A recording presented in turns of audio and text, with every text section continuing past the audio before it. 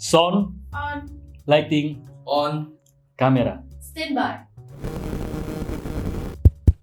Halo.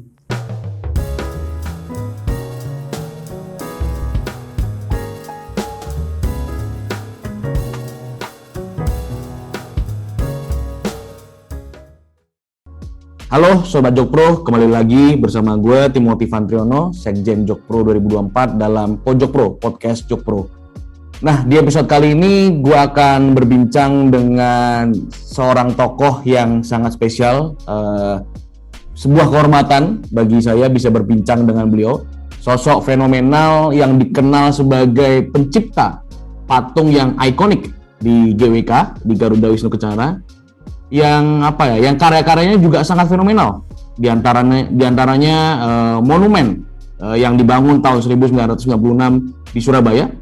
Lalu ada patung Arjuna Wijaya yang dibangun 1987 di Jakarta. Dan beliau saat ini juga ikut andil dalam mendesain istana di ibu kota negara baru, yaitu Bapak Nyoman Nuarte. Langsung saja kita sambut Bapak Nyoman. Halo Pak, apa kabar Pak? Oh, baik Mas. Saya ucapin terima kasih ya Pak, Bapak sudah berkenan berbincang hari ini Pak. Baik, terima kasih sama-sama Mas. Ya, Pak, boleh diceritakan nggak Pak kesibukan Pak Nyoman hari-hari akhir-akhir ini ngapain aja Pak? Saya sehari-harinya membuat patung, mendesain segala macam. Ya, jadi kita di studio ini membuat segala macam, sampai mendesain airport, bisa mendesain taman, ya ada museum. Itu kerjaan saya sehari-hari.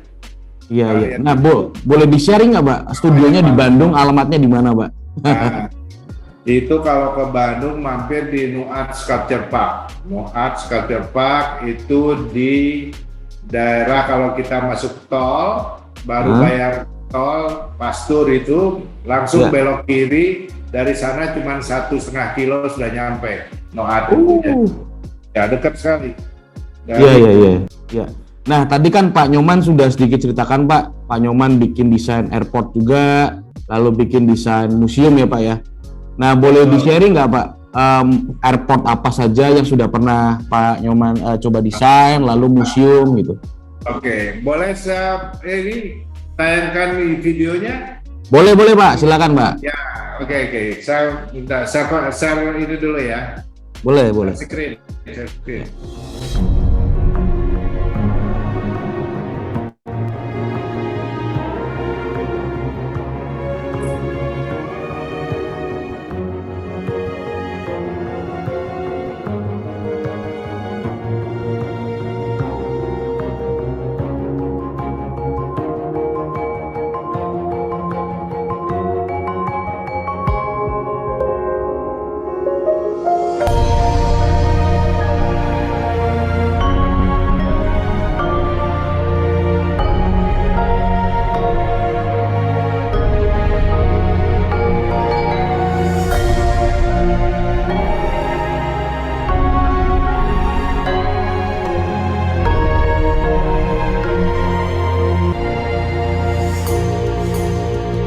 Itu dari studio kita ya, begitulah kita bikin macam-macam.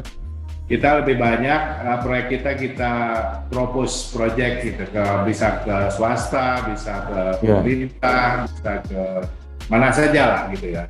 Iya. Tapi keren banget Pak. Tapi kalah, sebagian besar kalah itu. Iya. Ya, Tadi meskipun Pak Nyoman sampaikan sebagian besar kalah, tapi akhirnya ini Pak, Bapak bisa ditunjuk langsung loh Pak oleh Pak Jokowi Pak untuk mendesain istana di ibu kota negara baru Pak. Ini kan kalau buat saya pribadi ya, jauh ya oke lah, sering banyak kalah gitu ya, tapi maksudnya ini sebanding gitu Pak. Ya memang begini, waktu itu kita dipanggil berlima. Ya, arsiteknya ada 4 orang. Nah, saya sendiri dengan staf saya, Pak Lili, arsitek kita berdua kerjanya di studio, dikasih waktu 10 hari untuk mendesain 12 desain. Oke. Desain, tapi kita kan biasa kerja berat tuh biasa berdua nih. Itu bisa kita kerjakan dengan 12 desain, tapi dengan data yang minimal sekali. Sebenarnya kita ngarang-ngarang lah banyak ya, karena kita sangka daerahnya itu rata, ternyata berbukit-bukit. Oke. Nggak cocok lah desain apa yang kita buat dengan fakta di lapangannya sangat berbeda, karena kita belum dapatkan data yang lengkap. Nah, baru data lengkap ini setelah kita bikin basic design dari istana. Nah, entah apa alasannya, waktu kita presentasikan memang kita tampaknya paling lengkap ya. Kita tambahkan, walaupun tidak diminta, kita juga tadi tambahkan video-video pendek itu untuk memperjelas gagasan seperti tadi lah sama Pak Lian itu, sehingga mungkin presiden yang menentukan itu dia lebih mudah mencernanya gitu ya. Itu jadi saya cara presentasinya seperti itu, semua pakai video. Nah, kemudian setelah lama baru ada keputusan memilih kita. Lama ada keputusannya. Ya mungkin timbang sana timbang sini gitu ya. Nah itu kita dipilih, kemudian kita dapat tugas dari Menteri PUPR untuk menyelesaikan basic design. Nah ini yang perlu dijelaskan Mas.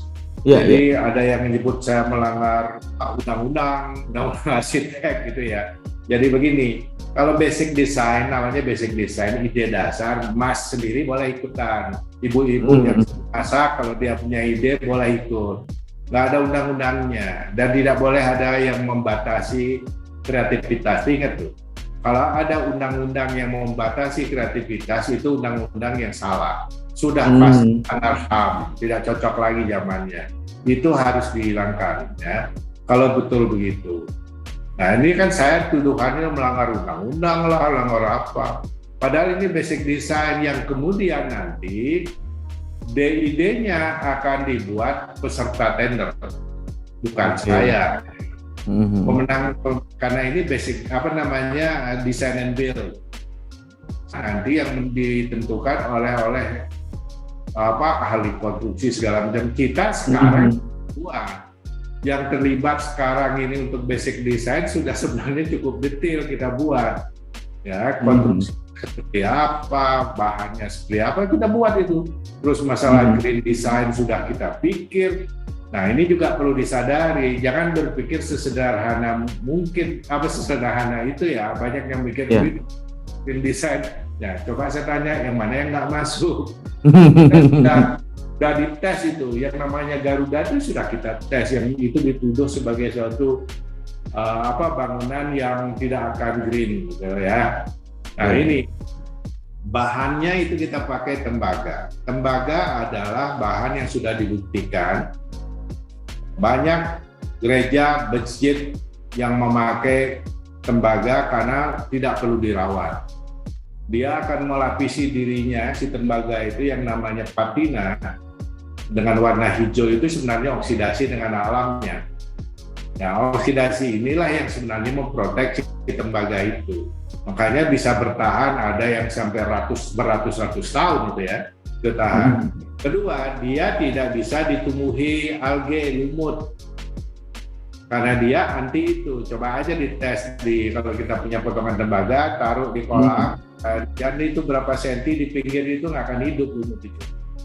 Nah, kemudian terakhir ini semenjak COVID sudah ada risetnya bahwa dia itu antivirus. Tembaga ini kelebihannya itu gitu loh. Nah, ini teman-teman mungkin belum mempelajari itu ya, tapi sudah komen.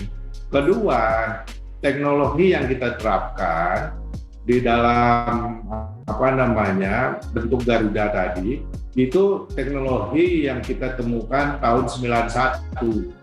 Kemudian kita patenkan 93. Itu sebabnya kita baru mengatakan bentuk Garuda itu 100% bisa dimanfaatkan isinya. Perintahnya, kita harus bisa membangun ruang di dalam Garuda itu 28.000 meter persegi.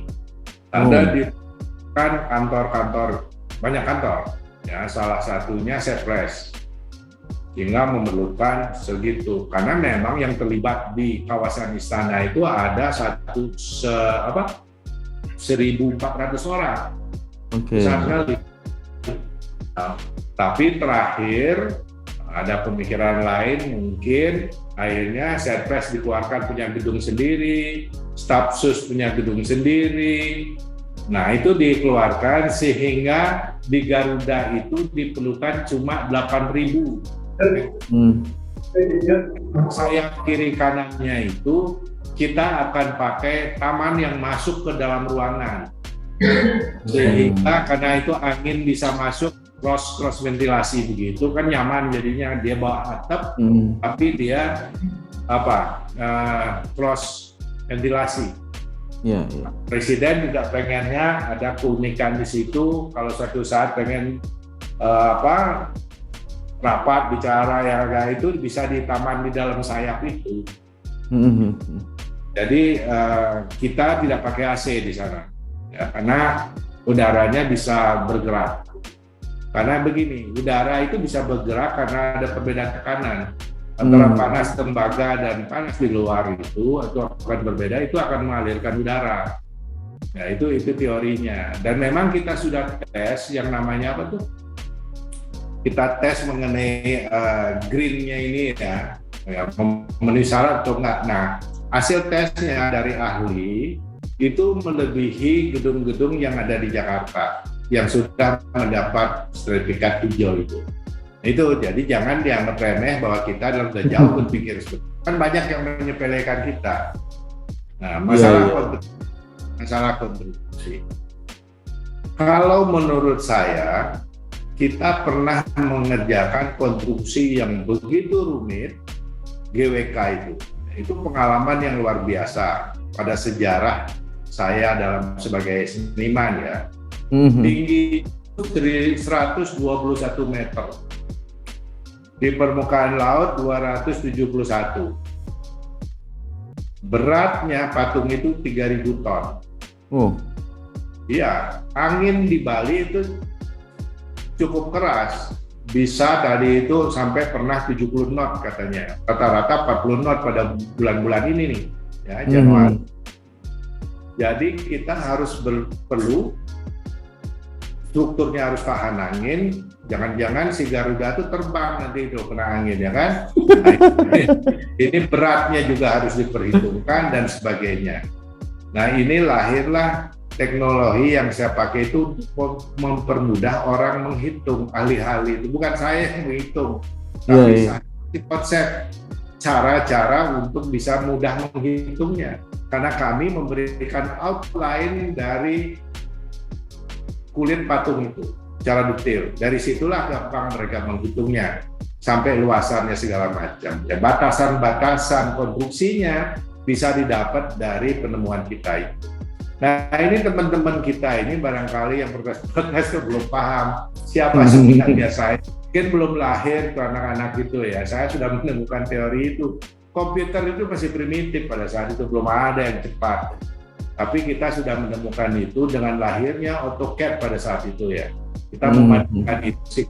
Jadi kalau sebenarnya mau bikin model mobil dengan segala macam dengan teknik kita mudah sekali. Itu. Jadi banyak kita gunakan seperti itu. Mau desain kapal laut itu mudah sekali. Ya. Nah ini yang barangkali teman-teman tidak mengetahui itu. Penemuan-penemuan kita yang kelihatannya sepele, tapi lihat nanti bagaimana detail dari GWK itu bisa diwujudkan tanpa ada penemuan itu nggak bisa, pasti nggak bisa. Dan juga menghitung ya, berapa bahan yang diperlukan, berapa biaya yang diperlukan, berapa manusia yang diperlukan. Memasang patung yang rumit itu, yang besar itu setara dengan gedung 34 lantai.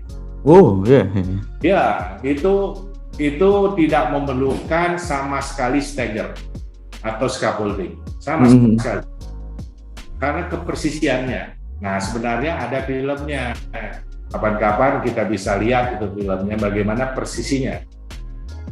ya itu berat satu keping itu 1 ton sekian ya, modul-modul itu. Kalau nggak salah 700 sekian jumlahnya. Itu kayak main puzzle, itu masang puzzle tanpa harus ada steger alat bantu. Cukup crane saja dan orang-orang kita. Nah inilah menyebabkan pengerjaan patung itu bisa jadi murah. Bayangkan saja penawaran steger atau scaffolding itu 157 miliar. Sedangkan patungnya cuma 150 miliar. Coba bayangkan itu. Penawarannya. Ada beberapa penawarannya itu, ini yang paling murah itu 157 miliar. Nah, patungnya sendiri cuma 150. Kan aneh gitu loh. Karena teknologi itu yang bisa memurahkan itu. Saya selalu memadukan seni, teknologi, sains, dan ekonomi. Artinya bisnisnya harus dipikir. Karena proyeknya ini lebih dari 1 triliun ya dengan tanahnya.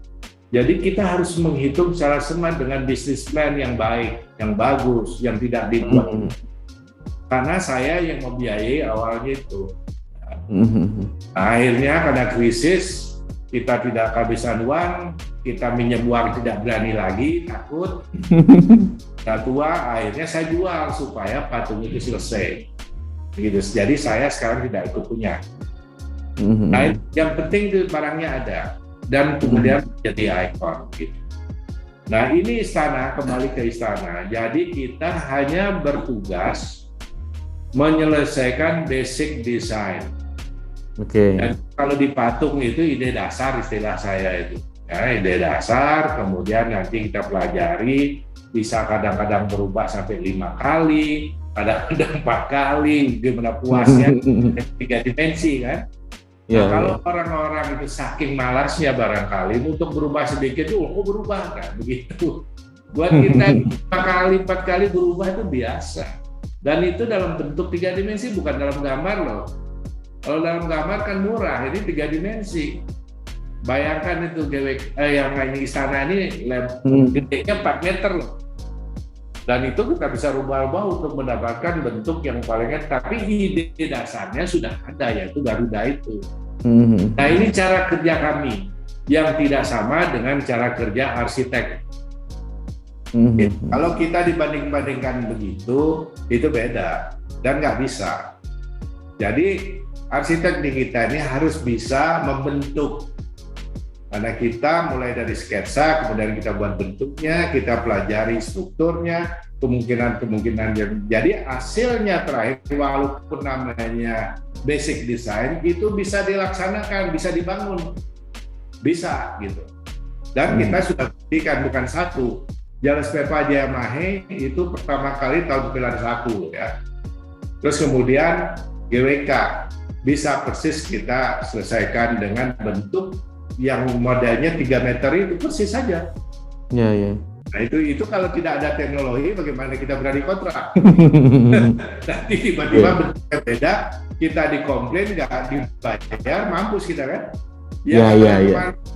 100 juta, 200 juta mungkin ya kita inilah. Tapi kalau bermiliar-miliar gitu gimana? Nah ya kami ini tidak terbiasa mendapat proyek itu benar. Saya selalu menghindari proyek-proyek dari Pemda, saya sering nggak mau. Nah, lebih bagus kita mengusulkan proyek, mencari investornya, atau kita mendanai sendiri. Ada beberapa di GPK itu kita biayai sendiri. Nah itu, daripada Pemda, biayain Pemda, maksa-maksa begitu saya ngeri. Nanti kita digiring ke KPK nanti. Nah, itu Mas. Ya. Nah, tadi sudah Pak Nyoman ceritakan panjang kali lebar nih Pak tentang perbandingan ya antara arsitek dengan yang Bapak lakukan, lalu teknologinya juga tadi sudah Bapak jelaskan. Tapi saya mau kembali ke pertanyaan simpel dulu Pak. Pak Nyoman sendiri nyangka nggak sih Pak akhirnya ditunjuk Pak Jokowi, lalu dipilih desainnya yang nanti itu akan ditaruh di ibu kota negara baru Pak? Nyangka nggak sih Pak? Ya enggak lah, saya nggak terlalu banyak mengharap, pokoknya saya bekerja sebaik mungkin. Dipilih kan tadi saya bilang kalah aja sering banget. melihat karya-karya saya kan serius itu. Iya. Kayak kacau ya udah saking sering itu dalam setahun tuh bisa 3 kali kalah. Jadi itu buat saya itu satu hal yang biasa. Iya. Kan? Kita memaksakan selera juri itu, apalagi juri itu orang-orangnya mereka ya kita nggak tahu lah. Ya tapi kita nggak bisa membiasakan. Mereka mungkin nggak senang desain saya ya nggak dipilih, itu aja gampang-gampang aja. Ya kebetulan Pak Presiden senang. Ya seperti yang saya lihat kemarin beliau senang sekali gitu. Ya karena kita semua orisinil, tak ada main jiplak-jiplak pas nggak boleh itu. Jadi ini caranya kalau kita ingin menjadi seniman, kalau buat saya arsitek itu juga seniman, tapi dia lebih ke applied gitu. Kalau kami lebih ke estetika. Tapi saat terakhir ini saya mencoba memadukannya, yang saya namakan art sculpt, jadi arsitek dan sculpture itu sama. Fungsi dan estetiknya itu sama-sama 50-50 sehingga menjadi unik. Bayangkan saja gedung-gedung di Jakarta besar sekali bentuknya menyita pandangan kita, tapi gitu-gitu aja. Kadang-kadang bosen juga kan. Nah kalau kita buat yang beda, unik lah segitu, barangkali jadi kita senang dan kemudian dia jadi ikon mudah kita tuh lewat. Itu kantor di mana? Kalau nyebut nama jalan kan susah itu. Kalau kita bilang itu kayak ini, oh ya gitu. Jadi gampang. Itu yang namanya gitu. Nah itu yang saya maksudkan. Jadi ada namanya intangible value ya dari karya itu. Tidak semua bisa secara fisik dilihat, tapi ada sesuatu yang memang tidak bisa kelihatan gitu, tapi dampaknya itu bisa dirasakan setelah sekian lama kalau dia kemudian ikon gitu. Nah memang saya sukanya sekarang itu banyak sekali masyarakat yang senang dengan desain itu. Kalau misalnya terbalik, lebih banyak yang anti dengan desain itu beda. Kalau sekarang ada yang tidak suka kan wajar, ya kan? Sama dengan aja gitu, nggak usah jauh-jauh lah di rumah gitu kan. Soal makanan aja ya, dengan keluarga yang 4 orang, satu senang ini, satu yang lain nggak suka. Ya betul. Tapi yang prinsipnya yang kita pegang harus ada alasannya, ada filsafatnya. Ya. Jadi kita ini sebenarnya kan bapak-bapak ini sudah lihat bahwa ini kita krisis dalam, boleh bukan krisis, erosi dalam budaya kita ini. Cara-cara kita berpakaian, cara-cara kita menghargai budaya kita sendiri, sudah mereka banyak yang sudah berbeda. Nah ini artinya kita harus membangun seorisinil mungkin. Makanya saya bilang, kami nggak mau dengar tuh ada kaidah-kaidah dari barat lah misalnya seperti istana ini, seperti istana itu. Saya bilang kita harus seperti diri kita, jelek-jelek juga kita yang buat. Tapi kalau bagus, tapi karya orang lain kita jiplak gitu. Nah ini saya nggak mau. Nah karena membangun karya seni juga, patung saya itu kan romeng-romeng, sobek-sobek, ya kan? Ya mungkin nggak bagus buat orang tertentu, tapi patung saya itu diminati. Sehingga saya bisa hidup sekarang betul-betul 100% dari patung lain. Ya dan di kantor kita ini ya, ada 150 yang kerja ya. Dari ngurus manajemennya, ngurus pajak, perbankannya, walaupun nggak minjem uang dari bank ya, nggak mau saya minjem uang. Itu terus pembelian bahan dan segala macam, itu besar sekali expenses kita per bulan. Organisasi kita cukup solid.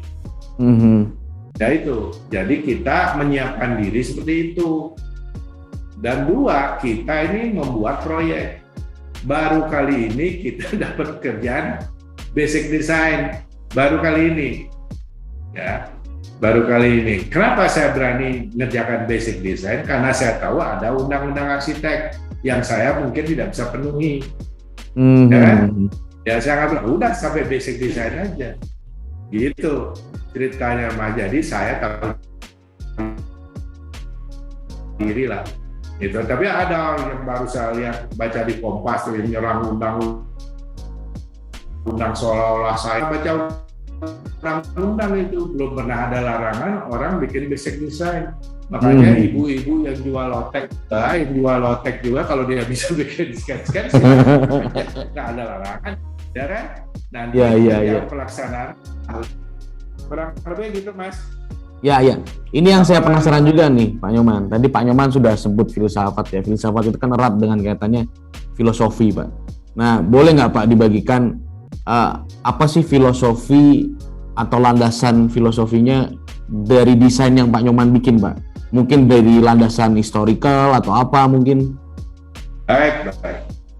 Jadi gini, kesadaran saya bahwa bangsa Indonesia terdiri dari 740-an kalau nggak salah itu ya, suku bangsa yang masing-masing mempunyai karakter sendiri, adat istiadat sendiri, rumah-rumah sendiri yang kekhasannya kita bisa lihat. Contohnya Minang, misalnya Batak, Toraja, apalagi NTT itu ada kan? Betul. Tapi kalau satu saya pakai di sana di IKN seolah-olah saya mengabaikan yang lainnya. Apa nggak marah? Apa nggak ada cemburu? Pasti ada cemburu. Nah, maka itu saya menghindari itu. Tapi saya pakai dasar Garuda. Garuda memang seluruh bangsa ini sudah mengenal karena lambang negara kita Garuda Pancasila. Walaupun saya tidak membuat Garuda Pancasila loh. Jangan salah. Nah, ini yang saya pakai karena itu dikenal. Supaya keutuhan bangsa ini dan rasa memiliki bersama itu ada.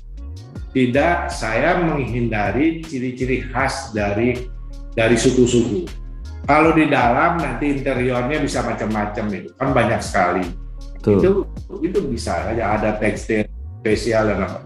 Sehingga, nah ini kan Anda bisa lihat yang ribut ini kan bukan masyarakat, tapi arsitek-arsitek muda yang saya lihat ya. Ya, yang mungkin belum kenal saya, ada yang menuduh saya nggak ngerti masalah green design. Coba lihat dulu studio saya. Tanah kami ini ada 3 hektar lebih sedikit, pohonnya hampir lebih dari 2.000 pohon. Ya, lebih dari 2.000 pohon. Monyet pun datang ke tengah kota di sini. Ya itu bukan bohong, makanya datanglah ke Bandung ke tempat saya. Dan 99% kita tanam lebih dari 30 tahun yang lalu. Jadi kalau ada orang menuduh saya ini nggak ngerti hijau, nggak ngerti apa, tanya dulu, lihat dulu saya. Yang paling sederhana kalau ngomongin hijau itu nanam pohon dulu deh, kan begitu? Betul. Dulu. Ya, udah nanam belum? Gitu loh. Nah kalau saya sudah punya pohonnya besar-besar, 30 meteran, lama. Itu lebih dari 2.000. Perhitungan saya, karena saya menanam pohon, ya dengan ada jalan setapak dan sebagainya, 1 hektar itu bisa 1.000 pohon. Jadi kalau kita punya tanah 90%, berapa itu 92 ya, 92% dari 100 hektar, kita bayangkan tuh bisa jutaan pohon kan kita punya itu. Betul. Itu baru terasa rimbanya. Kalau kita masuk ke istana itu ada keistimewaan, tidak sama dengan yang lain-lainnya itu loh. Itu yang saya maksudkan. Satu kemasan kita harus ada. Ya, maka dari arsiteknya kita menjauhi, terus terang kita menjauhi desain-desain kolonial itu. Kolom-kolom Korintian, kolom-kolom Ionian itu. Ciri-ciri kolonial itu kita jauhi. Kita coba pakai yang tidak mencerminkan itu gitu. Kita coba kita bisanya. Ya salah satunya kita pakai Garuda tadi. Pak Presiden mengatakan sambil bisik-bisik sama saya. Apa nih? Ya mudah-mudahan kita ini mempunyai istana yang berbeda dari istana-istana di dunia. Begitu. Jadi itu yang menyebabkan kita semangat. Jadi jangan salah pengertian, Mas. Tolong dijelaskan kembali bahwa saya ini cuma dapat basic design yang Anda boleh bikin. Nggak ada undang-undangnya, nggak ada larang-larangannya, nggak ada kaidah-kaidahnya. Gitu. Kalau nanti penerapannya, yang namanya sering kita sebut besteknya, bahasa Belanda kali itu ya bestek itu ya. Bila itu baru tanggung jawabnya. Kalau saya sekarang apa? Nggak ada apa-apa. Belum pernah lihat itu. Nah, coba nanti yang menuduh kita itu seperti melanggar atau PU yang disebut melanggar karena tidak melibatkan ini itu. Ya coba dia buktikan gitu. Sekarang bicara kita tuh harus dengan bukti, nggak bisa main ngasal jeblak aja. Menurut saya gitu. Baik Pak. Nah, lalu selanjutnya itu tahapannya seperti apa Pak? Setelah desain dari Pak Nyoman ini disetujui oleh Pak Presiden, lalu ke depan prosesnya seperti apa? Sampai menuju proses pembangunan Pak? Ya begini Mas. Mungkin ya. Saya kurang tahu juga ada politiknya, karena ini kan harus ada dasarnya, yaitu undang-undang IKN itu sudah keluar atau belum, sudah ketok palu atau belum. Kalau dari tugas saya bikin basic design, sebenarnya sudah bisa melangkah ke lelang, ke tender, karena ini proyek ini akan dilakukan dengan design and build. Nah, sewaktu bekerja waktu pemenang ini dia bisa mengorderkan untuk DID. Itu. Jadi itu sebenarnya ini bisa agak cepat karena sebenarnya basic design saya ini sudah cukup detail. Jadi mereka cari pembenarannya aja. Seharusnya cukup dengan narasi-narasi saja. Misalnya begini, konstruksinya pakai ini, pakai itu, karena begini, karena begitu, gempa di sana sekian, segala macam, tanahnya, kimianya sekian, gitu kan? Itu sudah ada tabelnya. Nah, diputuskan pakai bahan begini. Harusnya cuma cukup begini, enggak. Kita memberikan gambar loh, gambar konstruksi segala macam, gambar penyangga tanah juga, dan segala macam. Ini sudah sebenarnya terlalu jauh. Ya, tapi kan lumayan kan, pemenangnya ini bisa cepat kerjanya dan bayarnya murah. Kalau bayar desain kan mahal. Iya. Kalau bayar desain kan murah. Kan sekarang ini kan murah, cuma basic desain. Iya. Kan kalau desain itu kan ratusan M itu. Nah ini kita kan pakai 10 aja tuh enggak. Jadi menghemat nih negara. Nah, kita jadi artinya apa? Beli satu dapat dua gitulah. Iya, ini kita mendesainnya seperti itu. Tapi apa-apa, ini demi negara loh. Nah, lalu Pak, apa sih Pak? Saya penasaran nih, apa sih harapan Pak Nyoman ya dengan adanya keberadaan Istana Garuda dan juga nantinya pemindahan ibu kota baru di Kalimantan, Mbak? Ya, satu ya pemindahan ini menurut saya akan memberikan arti yang berbeda. Kita ini kan sudah dari dulu ngomong terpusat, tapi tidak pernah bisa beranjak dari keterpusatan itu, betul nggak? Nah, betul. Sekarang dengan pindah ke sana kan otomatis diiringi dengan perpindahan yang lain-lainnya juga. Jadi pemerataan itu akan lebih terasa. Jadi merasa keadilan itu ada. Dan kita ingat, baru pertama kali ini kita membuat istana. Sebelumnya belum ada. Yang baru dibuat, kalau menurut saya sebutannya saja istana, itu peristirahatan. Seperti yang ada di Bali, seperti di Bogor itu peristirahatan. Tidak bisa buat bekerja. Karena perlengkapannya tidak ada, manusianya juga tidak lengkap. Nah itu kedua, istana ini harus memiliki nilai plus, tidak sekedar dia itu menjadi kantor presiden untuk mengendalikan pemerintahannya, tapi dia mempunyai nilai-nilai lain yang kita sebut ikon. Iconic ini sifatnya akan memberikan dampak kepada pariwisata, itu sudah pasti. Nah, pariwisata ini akan juga menimbulkan, tanpa disuruh, akan lahir hotel, akan tumbuh restoran, industri tumbuh untuk bikin souvenir segala macam. Nah, ini yang sering tidak dihitung. Maka dari itu, saya kalau buat proyeknya selalu membuat bisnis plan. Walaupun negara ini tidak ingin dikembalikan seperti kita membuat hotel atau membuat taman, tapi tetap harus ada hitungan-hitungan walaupun tidak ditampakkan, itu ada dampak-dampak positifnya.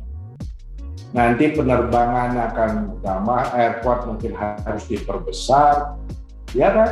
Orang berurusan akan baik ke sana. Itu penting sekali.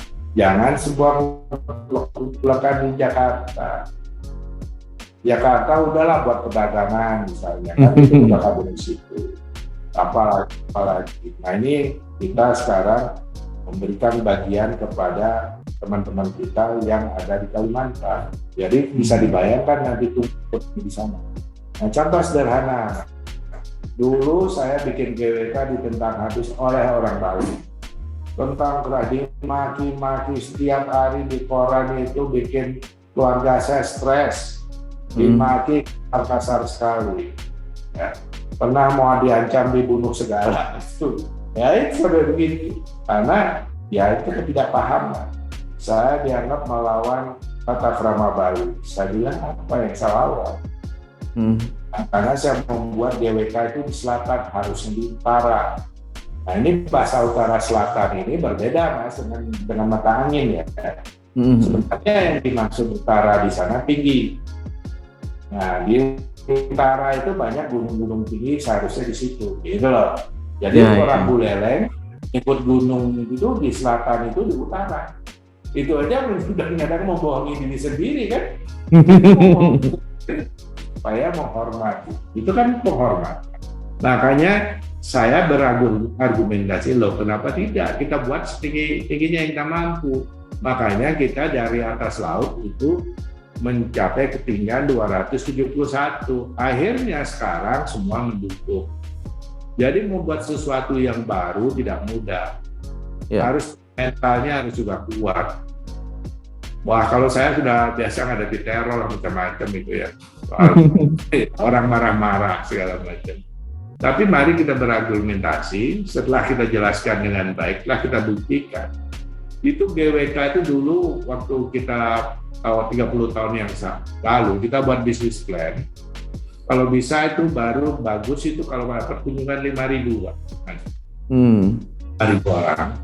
Uangnya tidak ada kan, kita nggak berani minjem. Tadinya pernah dipinjamkan ditagih.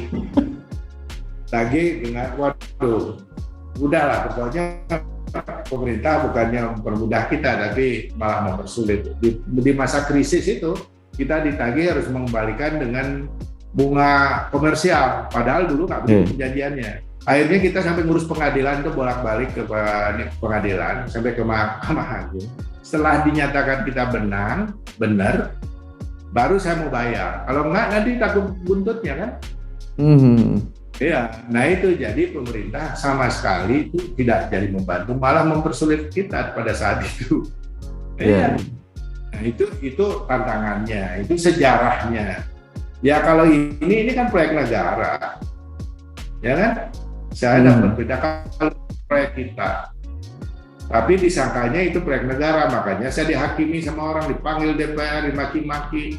Ini apa lah? Saya bilang, Anda kapan ngasih duit ke saya? Saya gitu, baru dia malu. Proyek saya bilang. Disangkanya proyek pemerintah. Nah, saya itu sudah terbiasa. Sekarang pun itu tadi Mas lihat kan ada beberapa usaha itu biaya sendiri nanti. Kalau jadi kita kumpulin dana dengan teman-teman.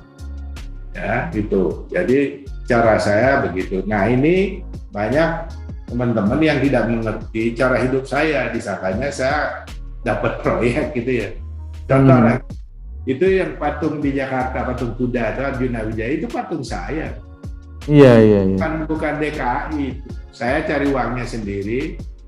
Ya dulu sama Keramik Diamond, terus kemudian meninggal, terus kita harus cari sendiri. Nah, sampai sekarang kita yang merawat patung itu dengan OCBC. Saya kan perlu bantuan.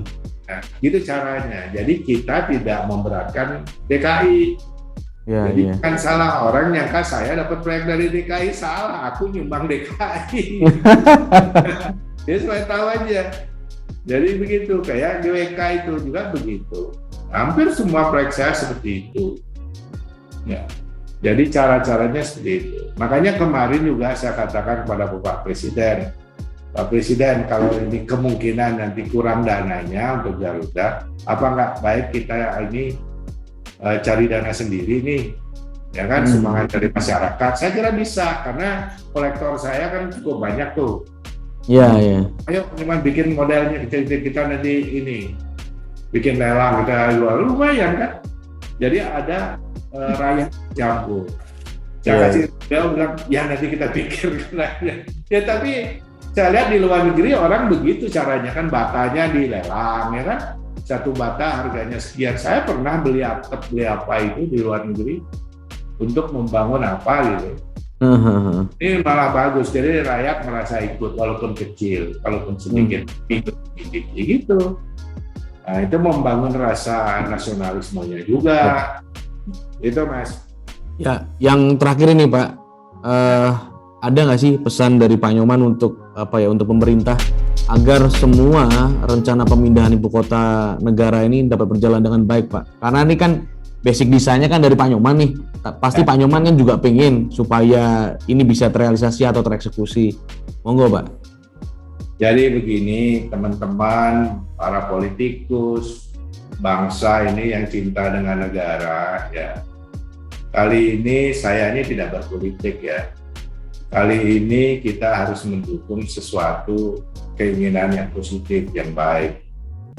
Karena sebenarnya waktu era Soekarno saja sudah ingin memindahkan ibu kota ini ke Kalimantan ya. Dan sekarang akan terjadi itu. Makanya mari kita mau bahu-membahu untuk membangun apa kita sebut rumah rakyat ini. Saya sebut supaya terasa kita ikut membangun. Semua. Ya. Coba kita lupakan dulu perbedaan itu. Tapi demi pembangunan ini. Saya perlu sampaikan juga, saya tidak dibayar loh. Mendesain ini tidak dibayar. Kenapa? Karena kecintaan saya terhadap bangsa ini. Bangsa ini harus punya harga diri. Kita istana yang baru pertama kali dibangun ya dengan ciri kita sendiri. Tidak orang lain, tidak penjajah itu, tapi ciri kita sendiri. Nah ini mari kita mohon bersama kita bangun sesuatu yang nanti entah siapa nanti presidennya sudah memiliki istana yang betul-betul menjadi kebanggaan bangsa. Itu harapan saya Mas. Terima kasih banyak. Siap Pak Nyoman, terima kasih banyak atas waktunya Pak sudah berkenan berbincang bersama saya. Terima kasih. Ya, itu tadi perbincangan menarik dan seru bersama Pak Nyoman. Kita ngobrol soal seniman, kita ngomong soal Istana Garuda, kita ngomong soal pemindahan ibu kota negara baru, bahkan sampai material dari Garuda itu sendiri kita diskusikan. Mudah-mudahan apa yang kita bahas, apa yang disampaikan oleh Pak Nyoman tadi bisa menjadi pembelajaran bagi kita semua. Saya Timothy Vantriono pamit, sampai jumpa di episode berikutnya. Terima kasih.